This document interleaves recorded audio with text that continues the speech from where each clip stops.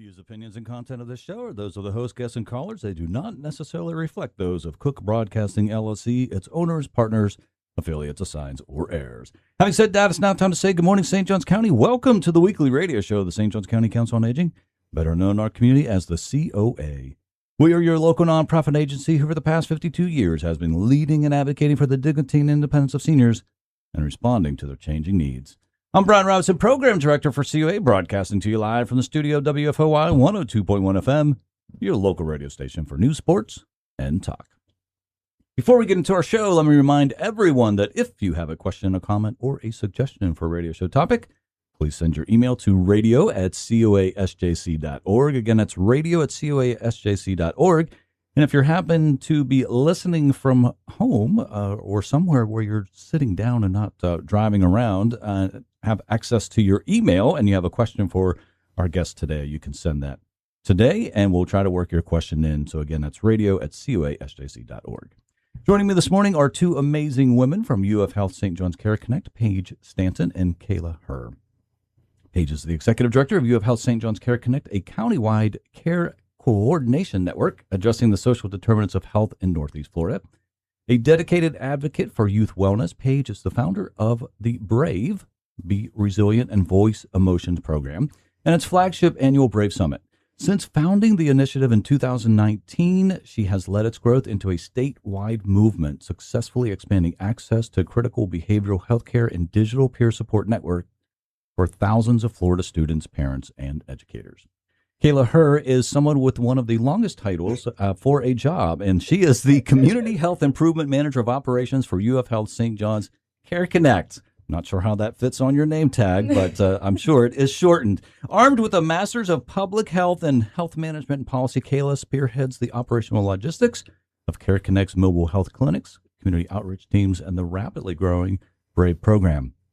With a professional background rooted in tackling the social determinants of health and navigating complex community health systems, she manages a robust team of over 45 staff members dedicated to bringing accessible, equitable healthcare straight to Florida neighborhoods. Good morning to you both. Good morning, Brian. Thank you for having us. Well, it is great to have you both on the show. But before we dive in, I do want to have a quick housekeeping note to our listeners. Today, we're talking with the team from UF Health St. John's Care Connect, and we're going to refer to it as Care Connect just to make it shorter throughout the hour. But I don't want our listeners to confuse Care Connect with Council on Aging's Care Connection program. So if you're looking for help with grab bars, lawn care, ramps that we do at Council on Aging, that is Care Connection. But if you're looking for community health and the BRAVE program, then that is Care Connect, and you're in the right place with our guest today. So just a little note there so that you don't get confused.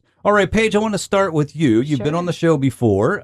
We may have some new listeners tuning in today that have never heard about Care Connect, and so they're hearing about it for the very first time. So anyone who may have missed those earlier conversations, paint a picture for us. What is the heartbeat? What is the core mission behind Care Connect? Yeah, great. Thanks so much, Brian. I wanted to shout out Michael Large, though, first at Care Connection. We use him all the time, so thank you to him and the team. But Care Connect with UF Health St. John's is really at the heartbeat all about breaking down barriers and connecting folks in St. Johns County to the resources that they need. It really started and was based out of our hospital has to do a community health needs assessment every 3 years. As a nonprofit hospital in St. Johns County, it is a requirement by the IRS that we assess the community and understand what the top needs are in the community. So all the way back in 2015, 2016, around that time, there was a community health needs assessment that came out, and access to care, specifically medications, back then was something that was identified as a struggle for folks in St. Johns County. Either there was a lack of insurance, there was an insurance barrier, a lack of financial assistance to be able to get the medications that they needed. So Care Connect started just looking at access to care in that way. And so it actually started as a booth in the front of the hospital that was just doing access to medications and prescription assistance programs. And so it was really founded in this idea of having a focus on what are ways that we can, both as a hospital system and as a community and a convener of agencies, break down barriers for those that have needs in St. Johns County. And so from then, it's grown, I always say slowly, but it feels rapidly to me, really to an intense focus on the other things that are in the community health needs assessment, like mental health, housing, we know is a huge one, and understanding how we can leverage the resources we have. We call them community health associates, and help people navigate the agencies that we partner with in St. Johns County and across the state. And so that's really the heartbeat of Care Connect, is breaking down those barriers and making sure that all have access to the things that they need. So it started out with just a little booth at the front of the hospital, somewhere in the lobby, I assume. Yes, exactly. And the first focus was prescription assistance. Absolutely. And if I remember correctly, our very own Council on Aging's Tina Brofield was instrumental in helping get you all trained on how to do that. Absolutely. Tina was the very first person who trained me when I came on the team in 2018. That was the first thing that I learned on the job. I started as a community health associate. There was one person before me that was a community health associate doing the actual navigation. And because, prescription medications were identified as such a need, naturally, Tina was the first one to train me on how to manage those, how to sign people up for prescription assistance programs, what is Good RX, how do you get folks discounts, where do you point them in the direction if they need insurance?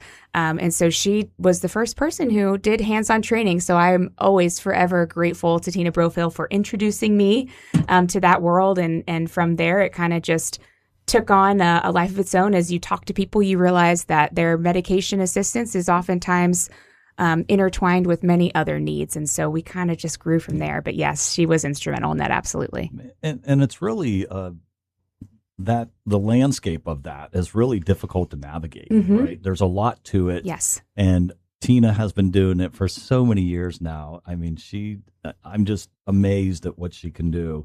But last year she saved about 278 seniors over $3.2 million in prescription costs. Yeah. I mean, that's phenomenal. Yeah, it's one person doing that work. Yeah. It's pretty crazy. And y'all still do that as well, right? Absolutely. Yeah, we still do that. We do point in the direction. We partner very closely with COA. So Tina helps us a lot with our seniors who are needing medication assistance. But we still do also, we're able to provide assistance. We also manage some funds that we get from St. Johns County that assist people short term that need medication assistance as well. So we get a lot of folks that are discharged from the hospital that need a bridge, 30 days of medication. We don't want them to end up back in the hospital or, something to happen because they don't have access to that. So we are able to assist in that way as well. Well, that's fantastic. And I'm just realizing that my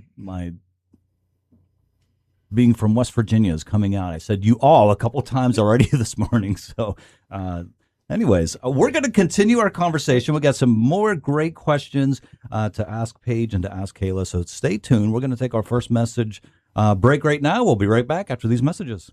And welcome back to the weekly radio show, the St. Johns County Council on Aging, here on WFOY 102.1 FM, your local radio station for news, sports, and talk. I'm Brian Robson, Program Director for COA, joined this morning by Paige Stanton and Kayla Herr, both from St. John's Care Connect.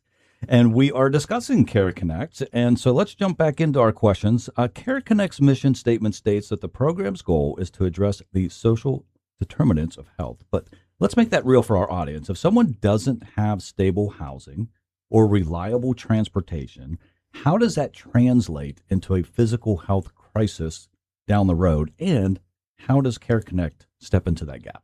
Yeah, that's a great question, Brian. And I love to paint this picture, I think, for people, because I think oftentimes, we're all working in the field and we all, sort of talk the language. But for those that are outside of that, oftentimes you think about somebody who, is struggling and maybe isn't able to pay their rent next month, potentially, can be evicted, or someone who doesn't have transportation to a job, transportation to a medical appointment, right? So all these things can start to intertwine, as specifically with folks who have medical needs, chronic health conditions, right? Think of someone who has an issue.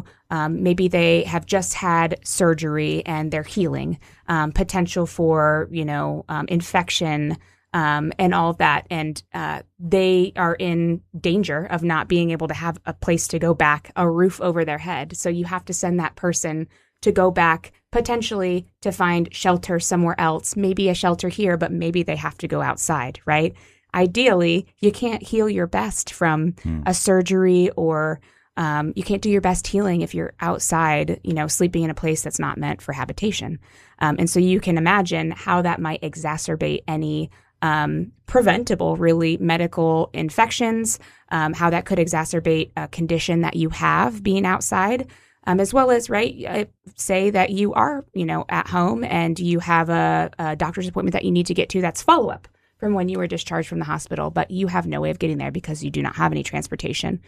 So, unbeknownst to you, maybe your blood pressure was really high and all of a sudden you start having issues, and now you find yourself at the emergency room when you could have made it to your regularly scheduled doctor's appointment, gotten the support you needed, but because you didn't have that transportation, you then now ended up in the emergency room. So there's all of these pieces. Those are just a few examples. We could tie, right, many to that. And so I think oftentimes people forget that those things can really be intertwined, or think about it from that perspective.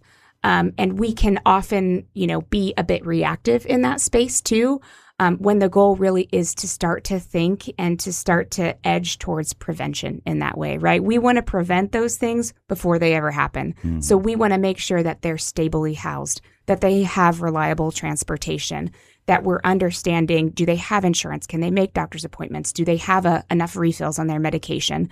And in that way, really connecting them to the resources ahead of time so that they don't get to those critical moments that could have been preventable.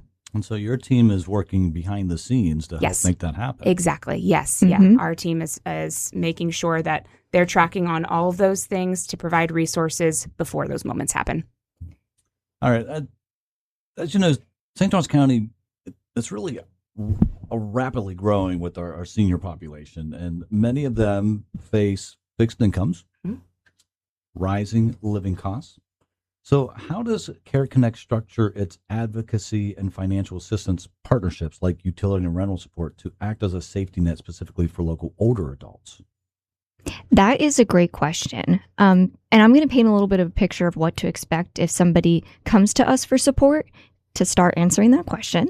So when somebody comes to us and they fill out what's called our Get Connected form on our website, or if they call our main line at our office, which is 904-819-3070, what will happen is one of our really amazing community health associates, they're going to call that individual and they're going to complete what we call a social needs assessment. And we're going to ask them about their situation so we have a whole picture of what they're experiencing. So whether this be food, housing, rental assistance, utility assistance, we all know that the prices of things keep rising. And if there's one need, there might be more things that the individual doesn't know that we can help support. So we really look at the whole picture. What is the need of this individual and how can we best support them? And with next steps in that, our community health associate, we have a lot of collaborations and an entire network of organizations, so over 200 in our network, that we can send referrals to support the individual. And not only that, we already have an idea of eligibility for each of these resources and also who has funding right now and who doesn't. I know that if I go on Google and I look up rental assistance, I might not have the full picture of what organizations have how much funds or if I'm eligible for it.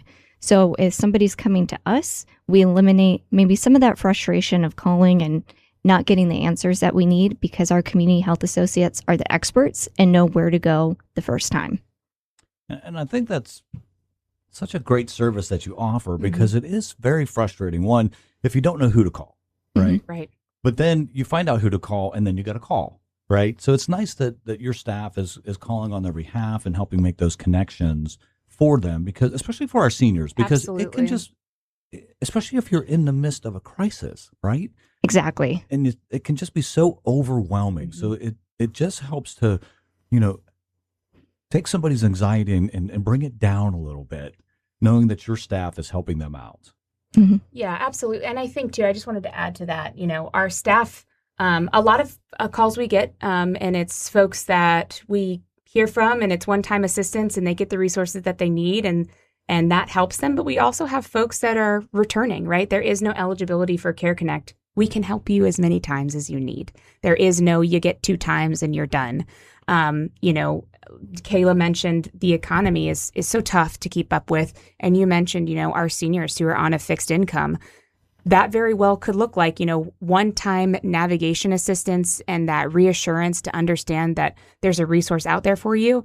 Oftentimes that's not just once, right? It's a messy and hard world that we live in, and having someone there to help you navigate that each time. We have so many of our community health associates that are so used to working with repeat clients because they're comfortable with them, and that's what we want. They're comfortable calling and looking for the support that they need.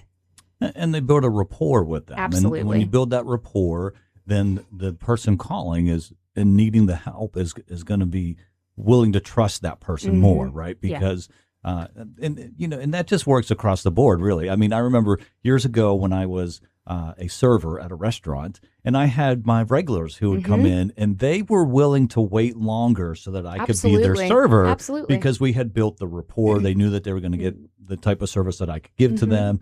And so that just is the same across anything when people are looking to be served. Right? Absolutely. You build that rapport and they feel more comfortable with that person. So that's nice. Yeah. So let's say that one of your staff member has helped somebody, and the person being helped just really loves that person. So they can call in and say, "Hey, is Jessica working?" And that person would be able to speak with that person.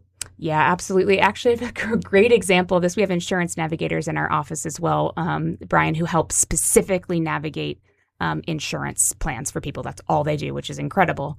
And yesterday I walked into the office, and on Tina, she's our insurance navigator, on her desk, she had this, little bouquet of roses and really pretty flowers. I said, "Those are beautiful. Where are those from?" She said, "I told them not to, but one of my clients brought them, and they were just so happy to be able to work with me." And we see that all the time, right, Kayla? I mean, people are coming back calling, I talked to Laura, I'd like to work with her. So, it's really nice to see that it's just a human aspect. People want to feel connection. Well, absolutely. And that's an important part of it too, because these days we're so accustomed to, we call, we get, the digital voice, and we're having to press 1 for this, for 4 for this. And, and you just, in the moment, you just want to talk to a live person rather than navigate that system. And I realize the systems are necessary sometimes, but it is nice to have that human voice on the other end who you're able to build that connection with. Yeah.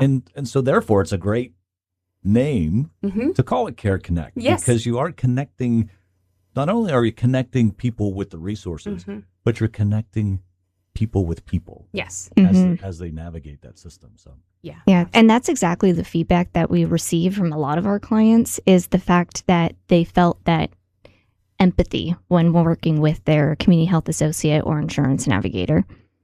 And a lot of times that's what people are looking for, especially our seniors. They're just looking for somebody to show them some empathy and just be a calm voice on the other end of the line, patient with them, understanding of, hey, they don't understand this, and it's okay, right? And they're going to take the time with them. And that's very important especially for our seniors to have that. Yeah, absolutely. Yeah, I agree. Especially with working with our senior clients. I know something that our community health associates will do is 3-way calls with organizations. All right. That music means it's time for our next break. We'll be right back after these messages. And welcome back to the weekly radio show, the St. Johns County Council on Aging, here on WFOY 102.1 FM, your local radio station for news, sports, and talk. I'm Brian Rouson, Program Director for COA.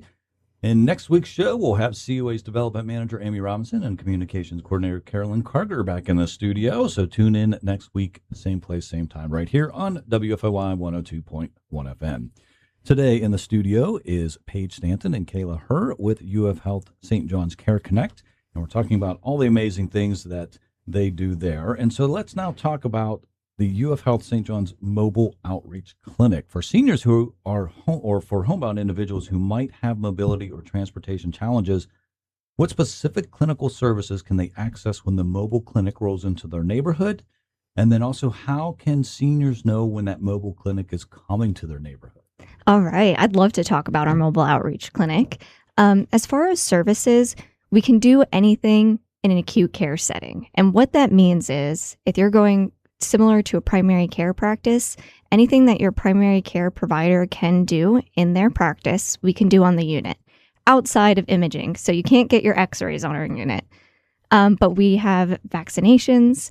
There is a great clinical staff on our team. So we have Susan Spell, who is our nurse practitioner. We have Althea Gibson, who is our community health nurse. And I would like to share, she is this month, at the end of the month, stepping into the nurse practitioner role.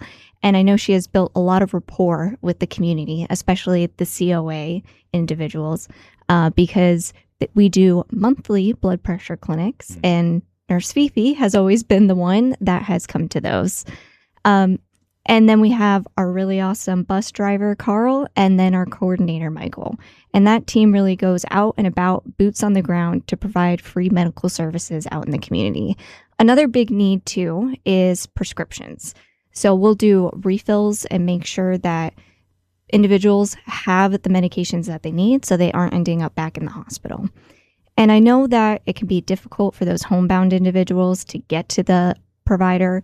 So we are looking at certain zip codes where maybe a primary care practice isn't available and making sure that we're bringing the unit to them so that they don't have to travel as far.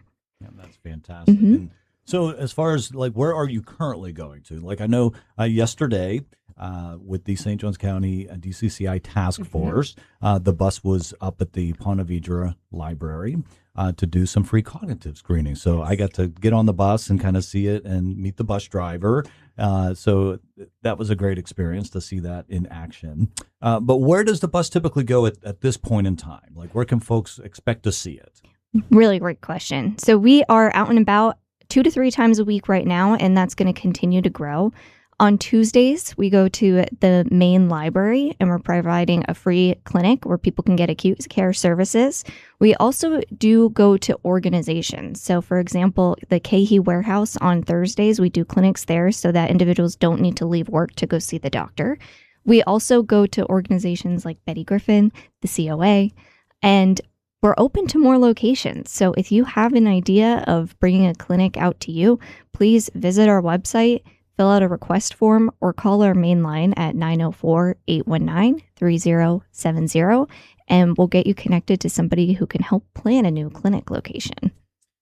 Yeah, as you're talking about that, then a thought come to my mind. You know, what about, maybe you've thought about this, or maybe you've even done it. What about taking the bus to a food bank when folks are there to pick up food? Then they could also stop in the bus and, you know, get their blood pressure checked or whatever else is going on with them. Yes, great idea. And we have actually with one of our partnering agencies, Epicure, we do go to some of their food distributions, usually on a quarterly, sometimes a monthly basis. And that is a great opportunity to reach more people in the community. And another option as far as who we collaborate with is Wildflower, which is the free clinic in the community. So we also do clinics with them. For example, last night was Dining with Dignity, where we go out monthly with them, and instead of our staff on the bus, they staff it. So they see those uninsured individuals. For us, we can see both uninsured and insured. That's fantastic. All right, well, let's shift gears and let's talk about navigating the healthcare system as far as we're speaking digitally, right?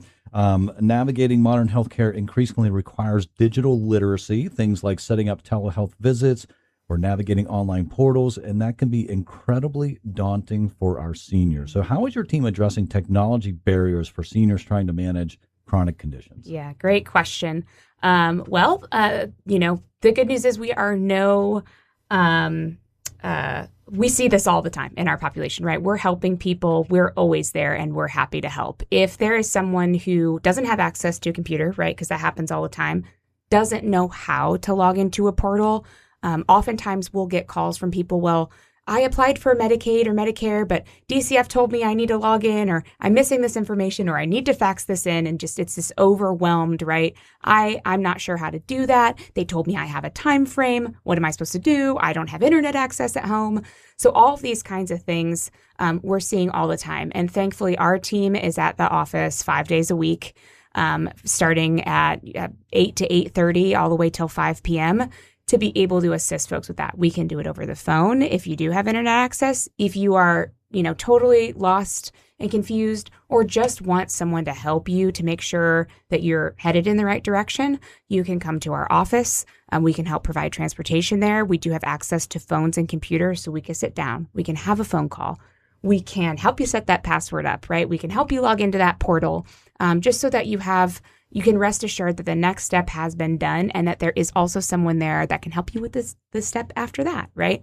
So we're very used to that. We're no stranger to that kind of situation or those calls, because oftentimes we know that when folks are calling us, they can be in crisis, like you mentioned, Brian. And when you're in crisis, we all know that your brain isn't always thinking in the most next step that's logical. You're just so panicked on, this is what's happening right now. And so oftentimes you need that person to help you zoom out right big in that moment, to take a step back and say, okay, this is a problem that we can solve. We can sit down and we can do 1, 2, and 3. And then next week we'll follow up and make sure that we meet that timeline that DCF is requesting that you fax that paperwork in by. So, we're really used to doing that. And our team is very good with, I think, understanding the indicators when someone starts to get flustered or frustrated, or when they're hearing on the phone, this is a barrier that this person isn't going to be able to do on their own. So we're, very good and very trained at making sure that our team is there to help them each step of the way, because it is daunting. I mean, it's daunting for everyone now. We were just talking about, we all have 65 portals and 700 passwords that we have to use. And you have to change that password every 90 days or more often than that sometimes. Yes. And that's when I'm not in crisis. So imagine something big is going on in your life. I'm not going to remember that password or how to do that. And so it's critical that we have those resources. Well, and then we have the extra layer of security where you have the 2-step authentication. Everything now.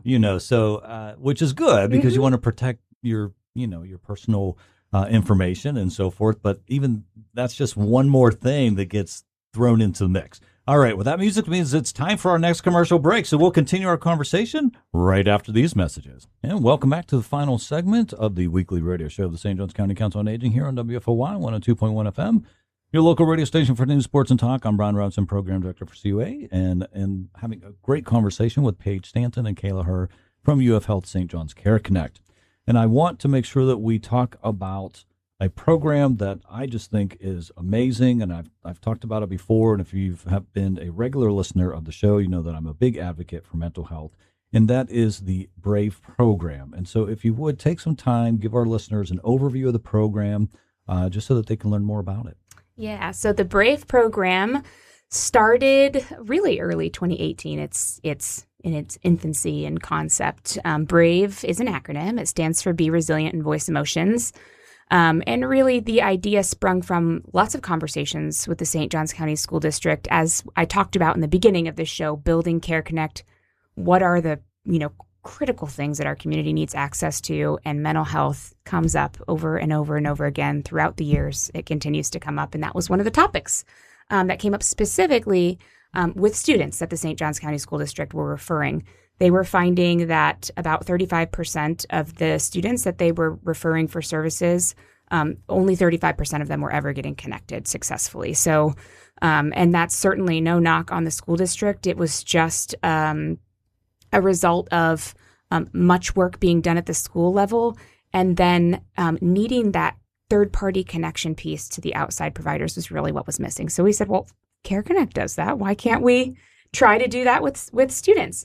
So that's what we set out to do in 2019, just with the St. Johns County School District, really with an intentional focus on what are the needs of the family, how do we break down those barriers, and how do we make sure they have successful connection to a behavioral health provider based off of whatever it is that student or that family needs. We did that for a year. We took all of the St. Johns County School District referrals, and we found that after a year, our success rate had gone from 35% to 92%. Mm. It's not rocket science, right? Mm-hmm. We're talking about a very simple concept, someone to help you through that, someone to dispel myths, which was really important and still is really important in the early days, right?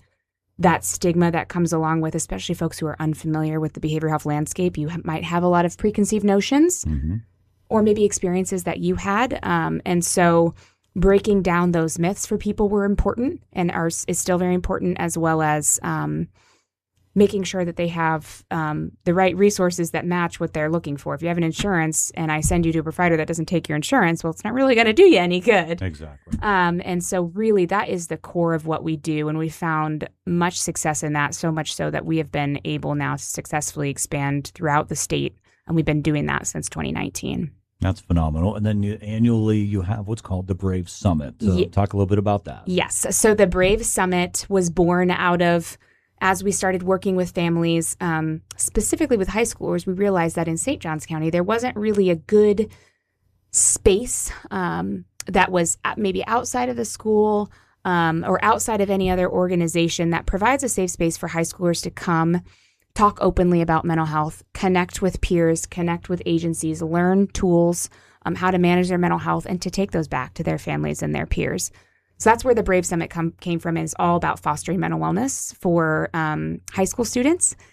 And so we found great success in that. We found that year after year, we've just completed our 6th year in March of the Brave Summit with about, I want to say, over 1,900 students that attended. So it's grown from 50 to 1,900.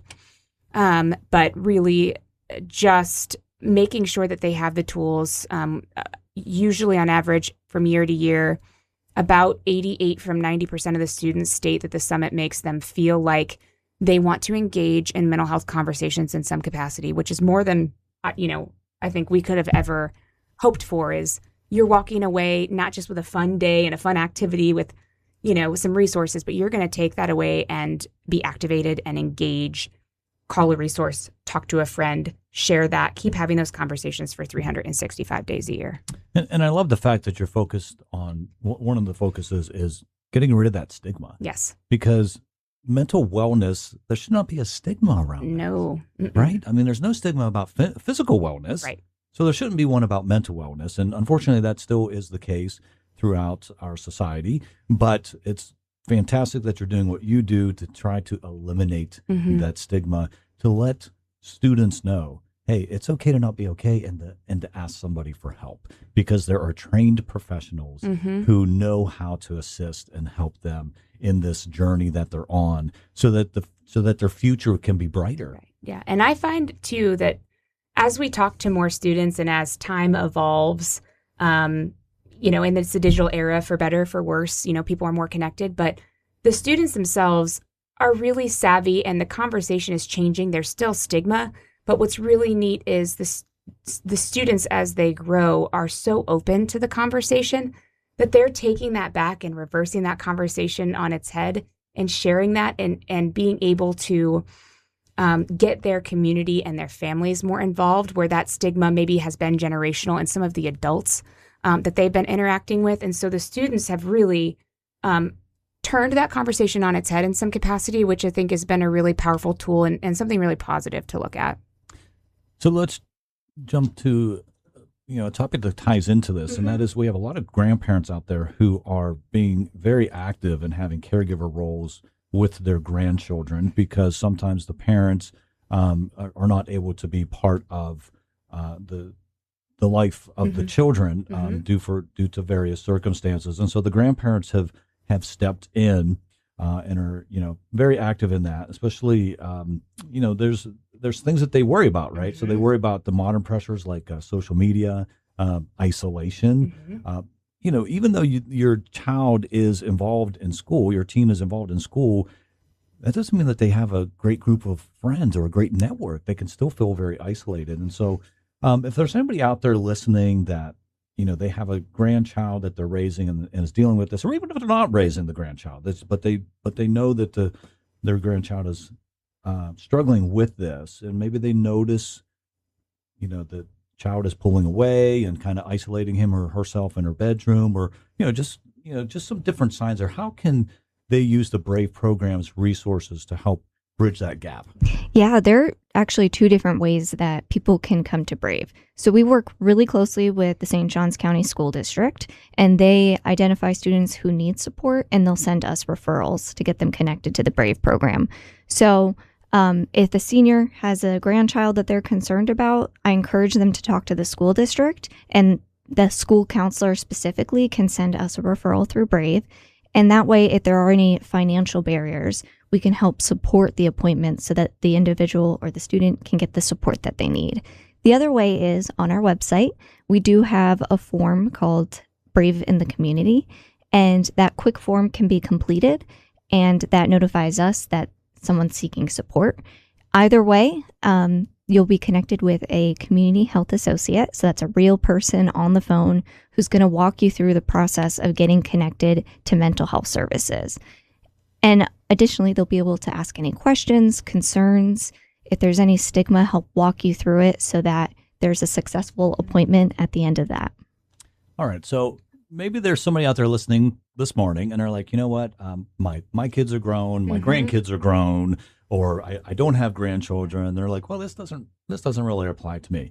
But we know that a community is only as healthy as its youngest generation. So how does supporting the mental wellness of St. Johns County teens actually create a safer, more vibrant, and more connected community for our local seniors? Great question. Well, they're our future, right? So you're exactly right. And I feel, very strongly in our team is such strong advocates for this, that it is so important. And there is no time that is too early to start conversations with youth. We're talking elementary, we're talking middle school about mental health, and to help them understand why it's critical to pay attention to themselves, to pay attention to their surroundings, to recognize the signs of mental health so that they can support not only themselves, but their community. Because you mentioned isolation. The more that we teach, young people to recognize someone might be withdrawing, the more that they can be a support.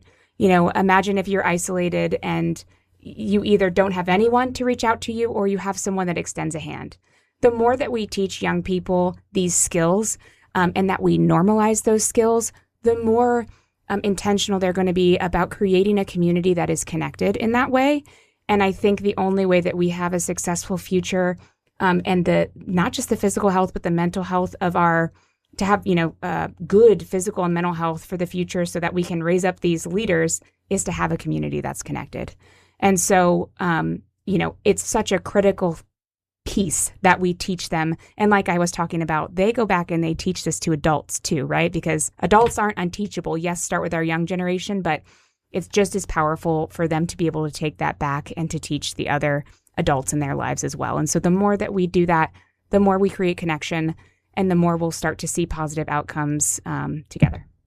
Well, fantastic. Well, that is our cue. The music is there. That means our show is ending. Thank you both for being here. And thank you for a wonderful conversation. Always great to hear about the great work at Care Connect. Thank you, everybody, for listening. We'll be here next week. Hope that you'll join in.